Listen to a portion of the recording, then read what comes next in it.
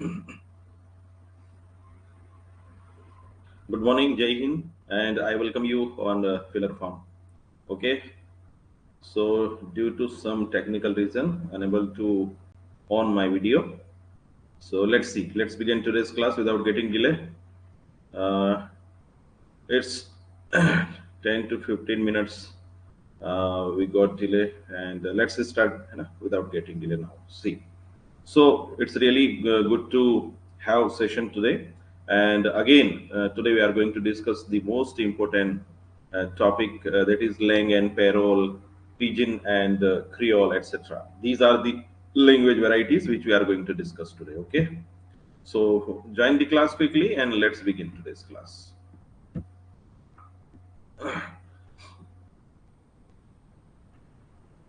So once again, I welcome you all, and here is the course. About the course you can purchase, and here I am your mentor. Okay, so dear students, you can meet me on YouTube also at 10 p.m. and on app 7 a.m. every day. I take the class Monday to Saturday. Okay, and if somebody wants to get 10% off, so using this code, you can get 10% off. Okay, see, sorry. And this is our faculty. They all are qualified. They have qualified UGC NET, and now they are the faculty of Filler Farm. Everyone is teaching very well, and you can join us. Okay, see. So once again, let me remind you, this is our unit 5 is going on, and NATE, JRF, and PhD. Now, once again, let me remind you, these three in these three category, the result of UGC NATE will be declared. Okay, the first category JRF, it means you are eligible for all three: assistant professor, for PhD, and for research fellowship also. Okay. And second thing, NATE, you are qualified for assistant professor and PhD, and only PhD means in any university you can directly be selected for a PhD also. Okay, on the basis of interview only. है ना? So these three category in these three categories, result will be announced, and that's good. That's good. You can opportunity for you. That's good opportunity for you. Okay. So unit 5, once again, let me remind you, we are talking about language. This is language basic concept, theories, and pedagogy.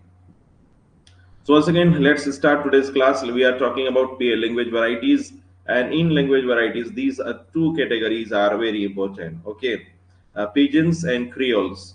So once again, let me remind you, this is very important. What is pigeons? Let's begin. Okay, so a pidgin is a language is grammatically simplified communication method. Okay, so it is a communication method. ये communication method है और grammatically simplified है ना? कैसे कब इसका use होता है? It usually develops. कब develop होती है? When two or more groups, दो या दो से अधिक group have to develop a system of communication when a common language doesn't exist. Remember, this is you can say most important. See, again, let me remind you, there are two groups: A group and B group. In each group, there are many members. Okay, so but these two groups, they have to do trade, means इनको व्यापार करना है, मान ले इन दोनों group को व्यापार करना है, दे है ना, but these two groups, they are unaware of the languages, their languages, है ना, यानी ये दोनों ग्रुप जो है, इनको व्यापार करना है, किसी कारण से इनको कम्युनिकेट करना है, और दोनों की भाषाएं बिल्कुल अलग है। तो अब क्या करें? तो क्या होगा कि यहाँ पर जो है एक, यानी कोई कॉमन लैंग्वेज एग्जिस्ट नहीं करती। कॉमन का मतलब ये है कि ये दोनों एक ऐसी भाषा का यूज करें जिससे कि दोनों अपने अपनी भाषा को, दोनों अपनी बात को समझ जाए। तो फिर क्या होता है कि कोई कॉमन लैंग्वेज भी एग्जिस्ट नहीं करती है, डजन एग्जिस्ट। फिर एक नई लैंग्वेज का डेवलपमेंट होता है। भाई कुछ वर्ड्स जो है ये ए ग्रुप के ले लिए, कुछ वर्ड्स जो है बी ग्रुप के ले लिए, और ऐसा मिला के कुछ ट्रेड और इन सब के मिला के क्या है, एक नई लैंग्वेज डेवलप की जाती है कम्युनिकेशन के लिए, लिमिटेड कम्युनिकेशन के हिसाब से। वो नई लैंग्वेज क्या कहलाती है? पिजिन्स कहलाती है। पुराने समय में इसका बहुत ज्यादा उपयोग होता था। मध्य एशिया वगैरह में आप देखेंगे, जैसे भारत से भी कुछ लोग व्यापार करने के लिए आए, यूरोप से कुछ लोग व्यापार करने के लिए आए मध्य एशिया में। अब मध्य एशिया की भाषा को नहीं जानते, तो फिर वहां पर एक नई भाषा, कॉमन लैंग्वेज बनाई जाती है, उसी को पिजिन्स कहते हैं। जरूरत के लिए नई भाषा जनरेट कर ली जाती है, उसी को पिजिन्स कहते हैं। ठीक है, तो एक बार फिर से आप देखिए कि it usually develops when two or more groups have to develop a system of communication when common language doesn't exist. बिल्कुल, आपको again let me remind you कि दो लोग आपस में मिलते हैं, लेकिन दो से अधिक ग्रुप आपस में मिलते हैं। दो या दो से अधिक ग्रुप, 3 ग्रुप हो सकते हैं, 4 ग्रुप हो सकते हैं, है ना। जैसे मध्य एशिया में मान लो व्यापार करने के लिए जाना है, तो चीन से भी लोग आ गए, भारत से भी गए, यूरोप से भी गए, है ना। और यूरो आप अमेरिका से भी आ गए, तो वो सारे लोग जो है एक दूसरे की कोई भी व्यक्ति है ना भाषा नहीं जानते हैं। तो फिर क्या है, they develop a common language, और वही पिजिन्स होता है। इट इज कॉमन, है ना, it is common, it is common when communities come together for trade. Generally व्यापार वगैरह के लिए बहुत ज्यादा यूज होता है। It is common when communities are come together for trade and they are not considered complete languages, they are not, ठीक है।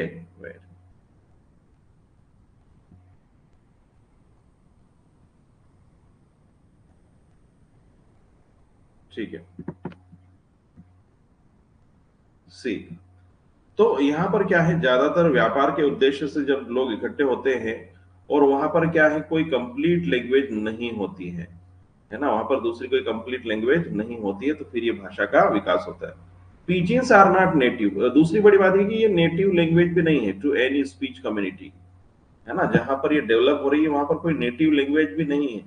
ये तो एक नई जरूरत के हिसाब से डेवलप की जाती है। It is built from the words, ये देखिए कैसे बनती है, from the words and sounds from a number of languages. जितने लोग वहां आए हैं उतने लोगों से मिल करके किसी के वर्ड्स लिए, कहीं साउंड्स लिए, अलग अलग भाषाओं के साथ, है ना, जो विद लिमिटेड कोर वोकेबलरी, जरूरत के हिसाब से लिमिटेड कोर वोकेबलरी के साथ में इस भाषा का विकास होता है।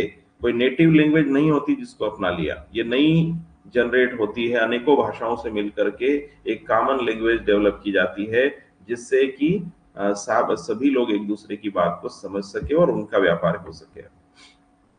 कैरेक्टरिस्टिक्स में हम देखें तो generally have limited vocabulary, simplified grammar, use many onomatopoeias, okay. Consonant cluster होते हैं, जैसे बेस्ट प्लेयर है तो बेस्ट प्लेयर बोल देंगे, इस तरीके से हम देख चुके हैं। और देखिए, not typically a native language of any country but spoken as a second language. बिल्कुल, किसी कंट्री की नेटिव लैंग्वेज नहीं होती है, लेकिन स्पोकन मतलब सेकंड लैंग्वेज के रूप में बोली जाती है। Commonly seen as below being low prestige language varieties, है ना। जनरली जो है लो प्रेस्टीज लैंग्वेज इसलिए कहा जाता है क्योंकि हाई लैंग्वेज तो मानक होती है, स्टैंडर्ड होती है, तो ये जो है लो प्रेस्टीज लैंग्वेज वेराइटीज कहा जाता है। Simplified sentence and phrases structure बहुत सिंपल होता है। Linguistic characteristics such as gender and number, singular plural, इन सब का कोई ध्यान रखने की आवश्यकता नहीं होती। जेंडर है कौन सा है, जेंडर मेस्कुलाइन है, फेमिनाइन है, नंबर सिंगुलर है, प्लूरल है, इन सब का अस्तित्व नहीं होता है इसमें। होगा भी तो बहुत ज्यादा उस पर फोकस नहीं किया जाता है। अब हम बात करते हैं क्रियोल। क्रोल क्रियोल की हम अगर बात करें, let me give you creole. तो क्रियोल क्या है, जब ये जो पीजन हमने पढ़ा, पीजन्स, है ना, जो आवश्यकता के लिए डेवलप हुई, जब ये pigeons gradually when pigeons started using for long time, है ना, pigeons are used for long time, then it will become native language, and it becomes it develops its vocabulary, it develops its grammar, it develops its communication skill, see, in a systematic way, and then it becomes you can say permanent, then it is called a creole। जो pigeons है उसी को लंबे समय तक वो use करेंगे, और उसी का अपना ग्रामर डेवलप हो जाएगा, उसका अपना वर्ड्स वोकेबलरी डेवलप हो जाएगी, और एक लंबे समय तक यूज करते करते नेटिव भाषा में उस तरीके से शामिल हो जाती है, तो उसी को क्रियोल कहते हैं। ध्यान रखना, पिजिन्स जो है वो टेम्पररी है, क्रियोल उसका परमानेंट है, ध्यान रखना।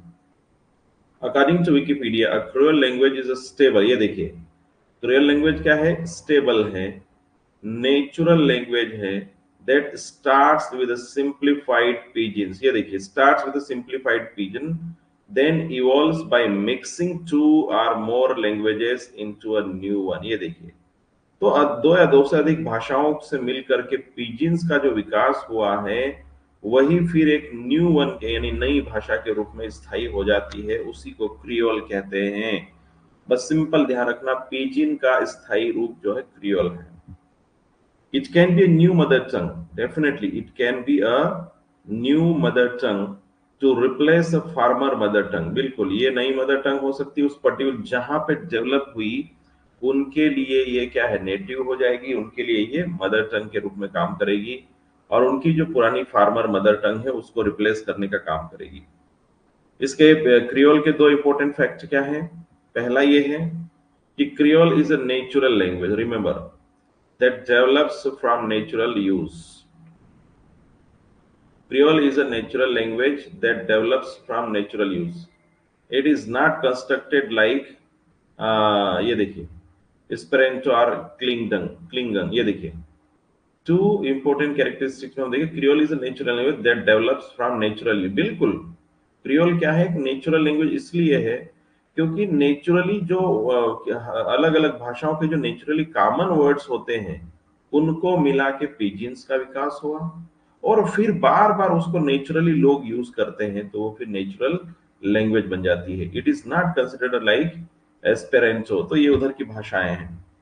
Creole language develops from pidgin, ये देखो ये मेन पॉइंट मैं ना बार बार कह रहा हूं आपको, creole language develops from pidgin, red, ये देखिए ऑन फॉर डेफिनेशन, ये देखिए रीड ऑन फॉर डेफिनेशन, बिल्कुल आपको ध्यान रखना है, creole language develops from pidgin, ये ध्यान रखना है।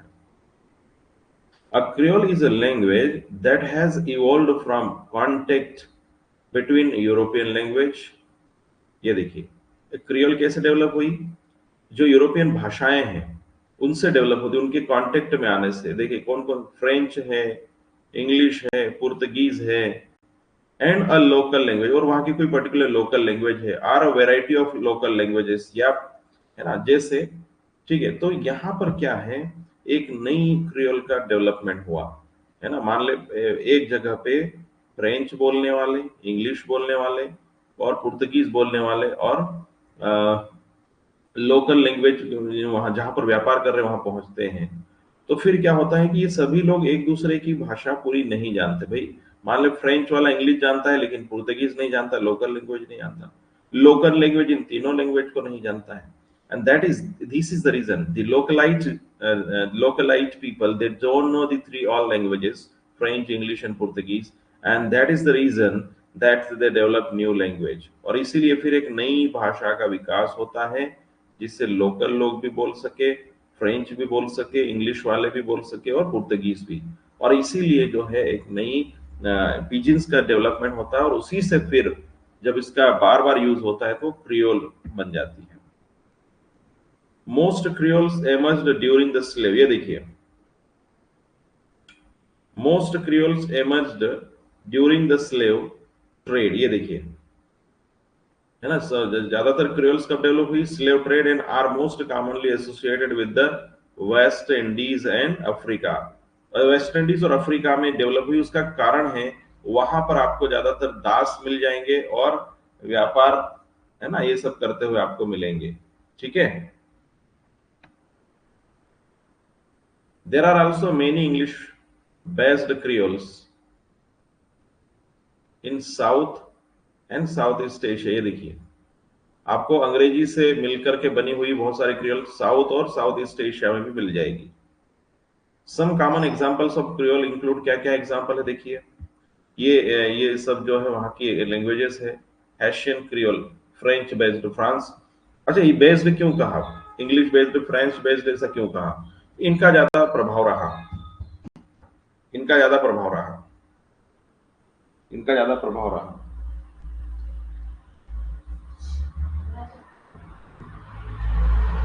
ठीक है,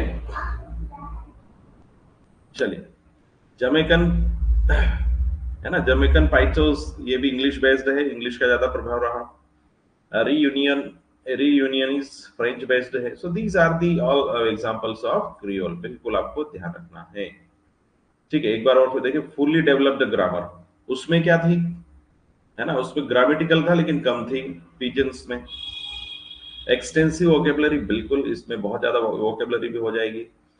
full native language that have derived from pidgins. Native language क्यों कहने लगे, क्रियोल को नेटिव लैंग्वेज क्यों कहा जाता है, क्योंकि ये लोकलाइड हो जाती है, नेटिव हो जाती है ना। और पिजिन्स के द्वारा भले बाद में व्यापार हो न हो, लेकिन जो स्थायी रूप से होते हैं वहां पर जो नेटिव लोग होते हैं उसको यूज करना शुरू करते हैं, है ना, बिल्कुल यूज करते रहते, continuously they use this language and this is the reason. So हम देखें, most commonly viewed as vernacular language, बिल्कुल वर्नाकुलर मीन्स लोकल लैंग्वेज के रूप में इसको कॉमनली देखा जाता है। Although in countries where they are widely used they are viewed as having higher prestige. हालांकि जिस देश में इसका यूज होता है वहां पर इसको हायर प्रेस्टीज के रूप में, हायर प्रेस्टीज हायर प्रेस्टीज के रूप में इसको माना जाता है।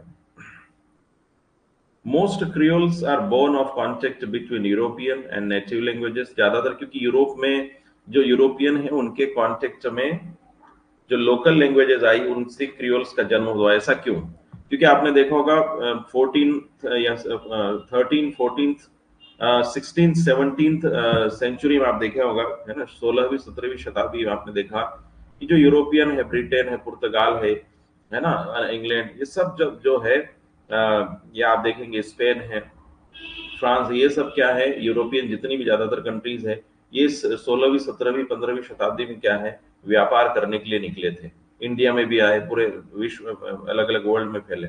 तो इससे क्या हुआ कि ये वहां पर व्यापार करने के उद्देश्य से वहां रुके और जो नेटिव लैंग्वेज है उनके साथ में संपर्क में आए। And creoles might include some words structure from European, है ना, यूरोपियन लैंग्वेजेस में, जैसे सजेस्ट फ्रेंच और पुर्तगीज, बिल्कुल। तो जो क्रियोल्स का डेवलपमेंट ही यूरोपियन लैंग्वेजेस से ज्यादातर हुआ, तो डेफिनेटली वहां की वोकेबलरी वर्ड्स मिलेंगे, वहां का स्ट्रक्चर भी आपको वहां की लैंग्वेज का स्ट्रक्चर इसमें मिलेगा, ऐसा। तो फ्रेंच लैंग्वेज, पुर्तगीज, इंग्लिश, इन सब से क्या है, ज्यादातर क्रियोल्स का विकास हुआ है। I hope you understand. ठीक है, difference between pidgin and creole, wait,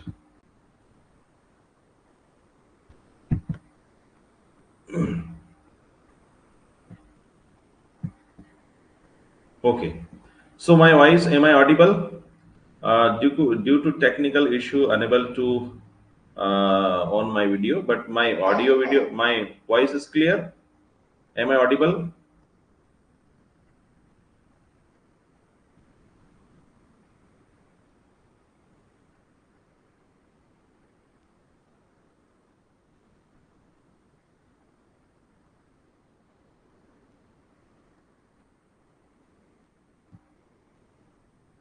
Okay.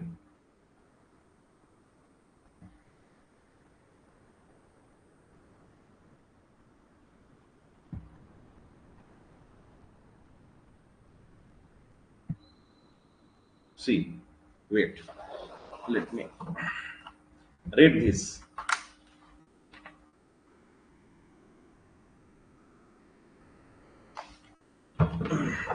See, so the main difference between pigeons and creoles include, क्या क्या difference है, पहला, first,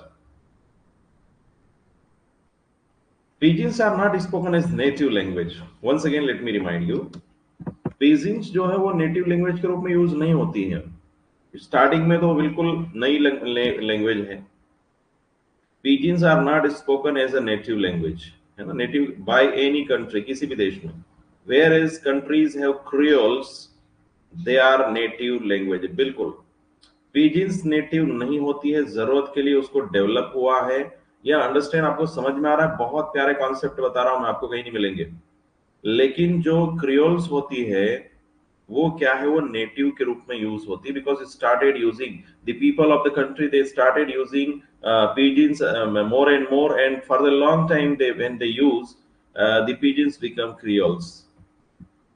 Pigeons have very basic grammar, Pidgins have very basic grammar, whereas Creoles have much more complex and full grammar. So definitely, Pidgins it is a developing part. Pidgins in the development, you can say it is basic, having includes basic grammar, basic vocabulary, etc. So it is having basic grammar only Pidgins. But when it develops, when it is used for a long time, then it has more complex and more full grammar. Okay. Pigeons tend to have limited vocabulary बिल्कुल pigeons के पास में limited vocabulary होगी whereas creoles are much more extended लेकिन creoles समृद्ध हो जाएगी.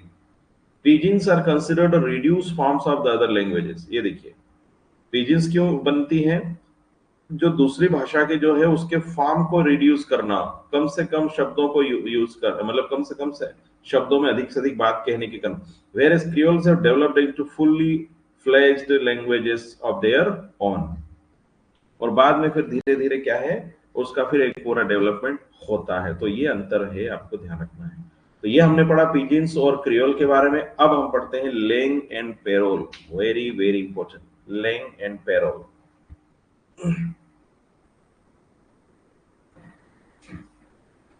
See,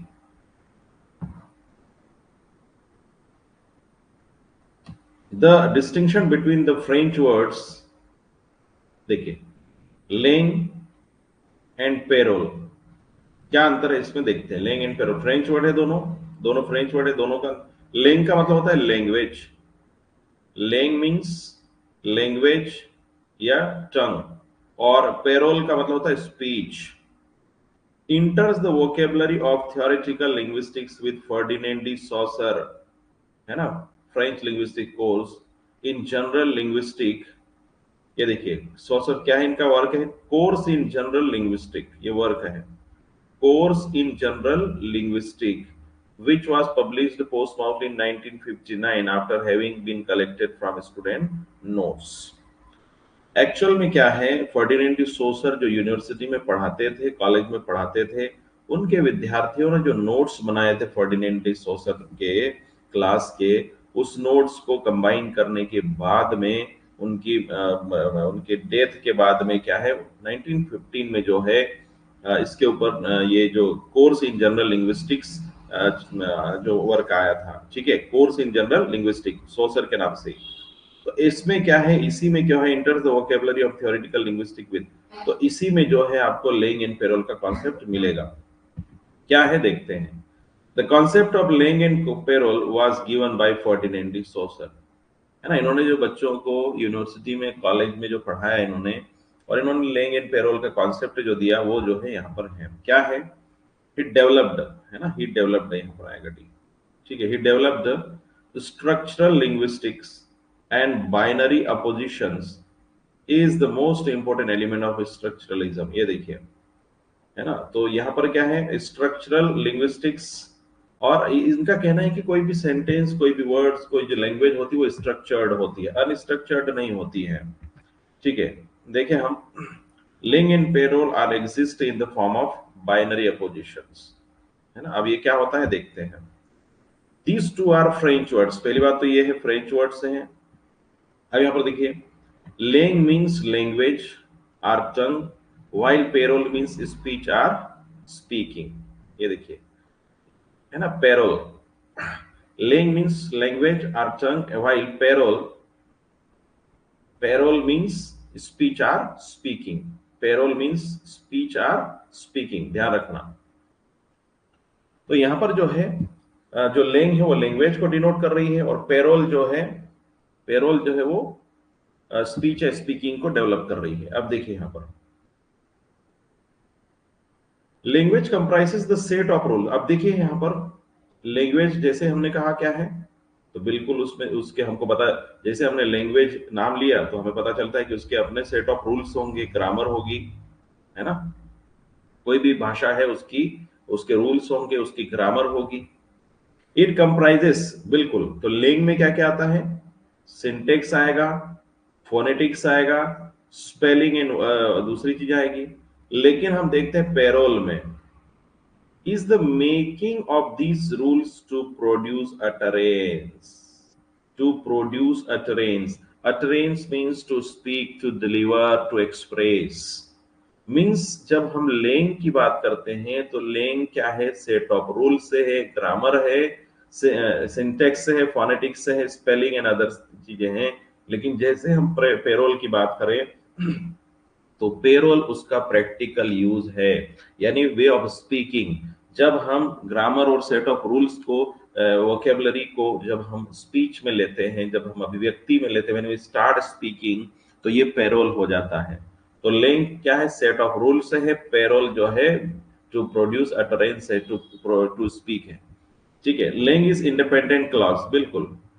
it exist inside the mind of a person, है ना। लिंग क्या है, इंडिपेंडेंट क्लॉज है, ये मनुष्य के दिमाग में एग्जिस्ट करता है। जैसे मैं अभी बोल रहा हूँ, आई am speaking here, I am sometime I speak in Hindi, sometime I speak in English, bilingual I am speaking here, so I understand.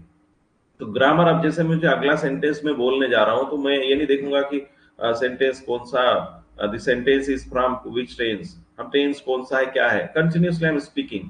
तो इंडिपेंडेंट है लिंग, क्योंकि जो ये जो ग्रामर है, सेट ऑफ रूल्स है, कहीं ना कहीं धीरे धीरे मनुष्य के दिमाग में क्या हो जाते हैं, फिट हो जाते हैं, डेवलप हो जाते हैं, इंडिपेंडेंट है इसीलिए।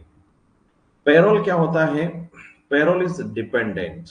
पेरोल क्या है, डिपेंडेंट ऑन लेंग, बिल्कुल। आपका जो है अगर लेंग, बिल्कुल डिपेंडेंट है पेरोल। लेंग पे अच्छा कमांड है, यानी लैंग्वेज पे अच्छा कमांड है, यानी आपका सेट ऑफ रूल्स आपका ठीक है। इसलिए तो जैसे हम लोग स्पोकन इंग्लिश की क्लास करते हैं, वाई, है ना। तो अब जैसे, तो यहाँ पर क्या है, लेंग क्या है, पेरोल, यहाँ पर बिल्कुल पेरोल जो है लेंग के ऊपर डिपेंड है।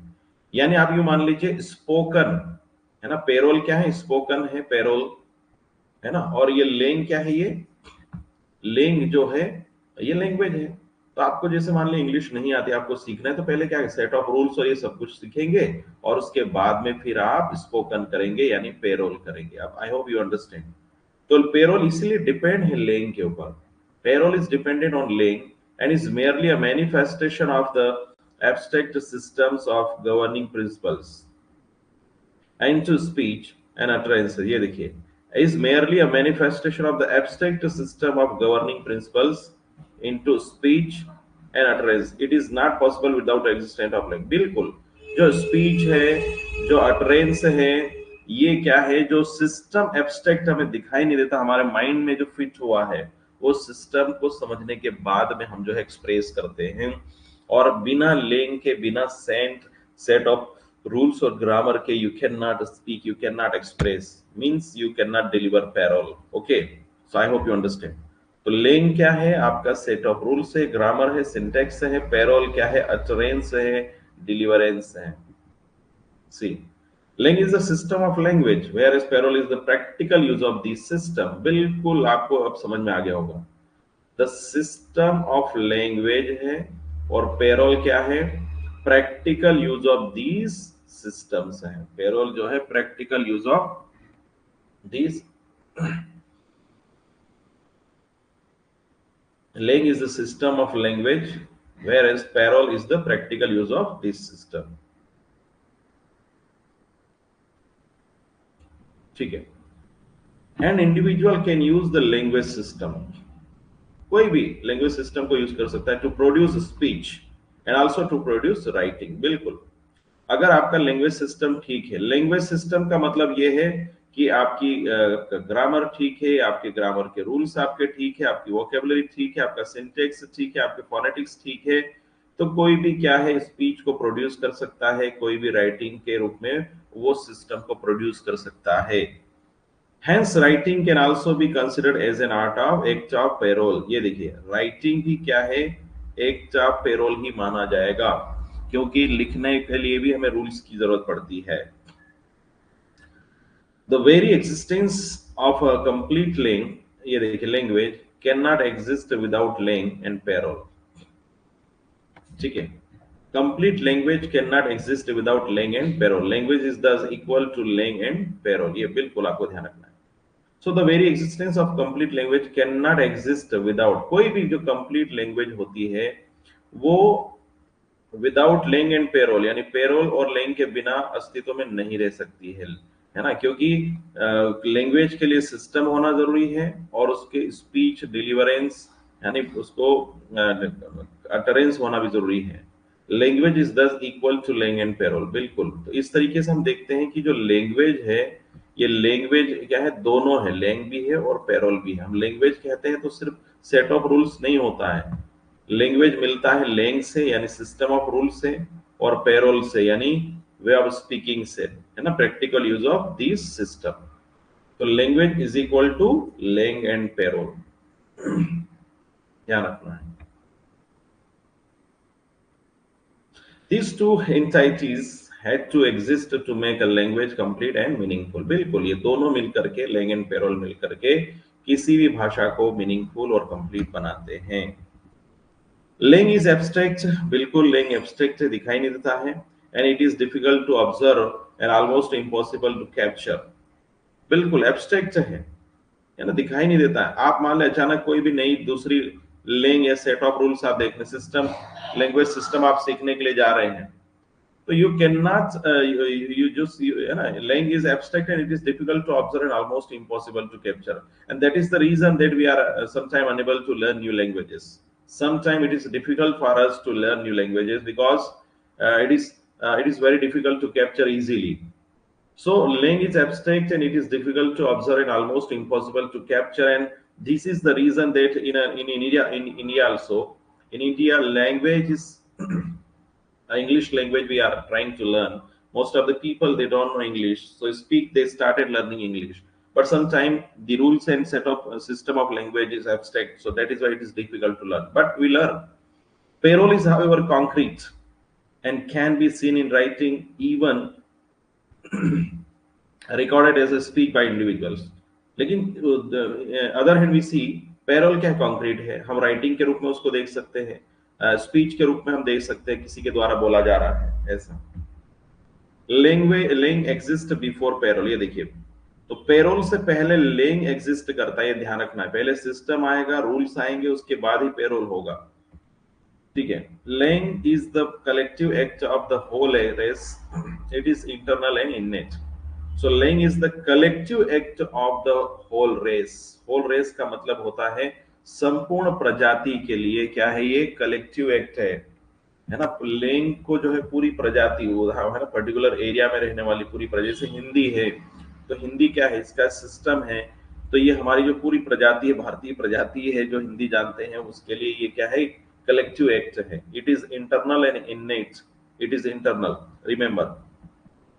It can be change, payroll is an individual act और एक्सप्रेशन, है ना, it can not be change, sorry, language जो है, ये लैंग क्या है, इसको चेंज नहीं कर सकते हैं। Payroll is an individual act of expression. Payroll क्या इंडिविजुअल है ना, जैसे इंग्लिश का, हिंदी का जो एक सिस्टम डेवलप है, लेकिन उसी सिस्टम के आधार पे हम देखें तो पेरोल क्या है, इंडिविजुअल होता है। बिल्कुल, सबका अपना बोलने का तरीका होता है। It changes from one individual to another, it changes from one individual to another and is subjected to individual preferences। बिल्कुल, है ना, एक इंडिविजुअल से दूसरे इंडिविजुअल के में क्या है, पेरोल बदल जाता है। बिल्कुल, again let me remind you, everyone is having different way of speaking. हर एक का बोलने का तरीका डिफरेंट होता है। तो लिंग यहाँ पर एक बार फिर से देखें तो सोसर क्या कह रहे हैं लिंग के बारे में, देखिए, मीन्स the language यानी is a system of the grand structure that is complete and independent। बिल्कुल ध्यान रखना है, सोसर साहब कह रहे हैं, फर्डिनेंड डी सोसर, की लैंग क्या है, सिस्टम है ग्रांड स्ट्रक्चर का, और कंप्लीट है, इंडिपेंडेंट है। पेरोल क्या है, वहीं दूसरी तरफ हम पेरोल की बात करें तो by parole Ferdinand de Saussure indicated the use of language. बिल्कुल, क्या है, use of language by us.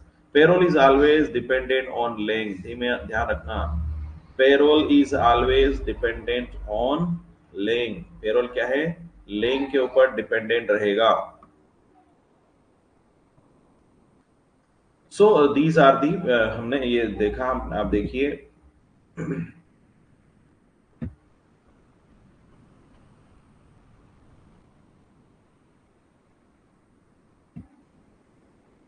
C, so let's थोड़ा सा आगे हम,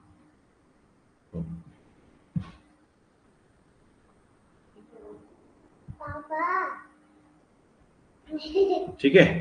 तो यहां पर आप देख सकते हैं,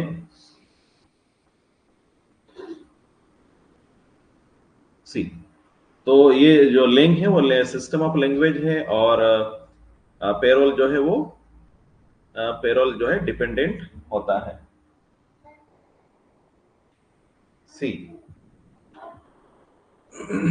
अब now let us discuss synchronic and diachronic approaches. What is synchronic and diachronic approach?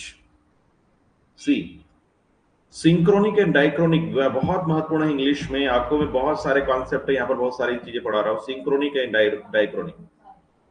Synchronic linguistics is the study of language at one particular period, usually the present. It is also known as the descriptive linguistics.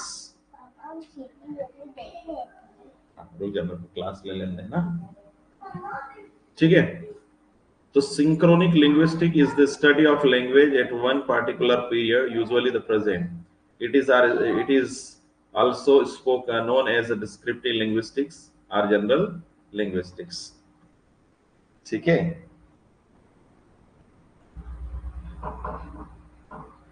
चलो, तो synchronic और diachronic थोड़ा सा मुझे लग रहा है कि अभी स्टॉप करना पड़ेगा क्लास को, ठीक है।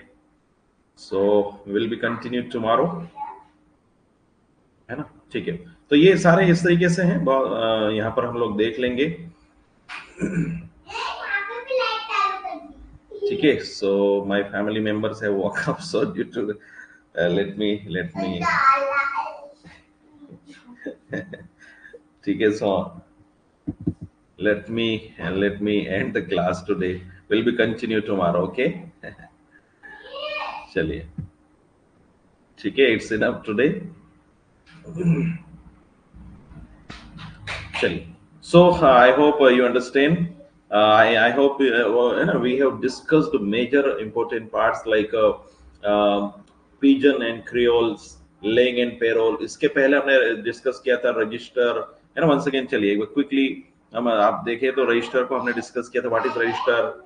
हमने डायलेक्ट को डिस्कस किया था, है ना। हमने इडियोलेक्ट को डिस्कस किया था। तो ये आपको छोटी छोटी चीजें आपको एक बार रिवीजन कर लेना है। You have to revise the topic, okay. So it's enough for today. Wish you all the best. Thank you very much.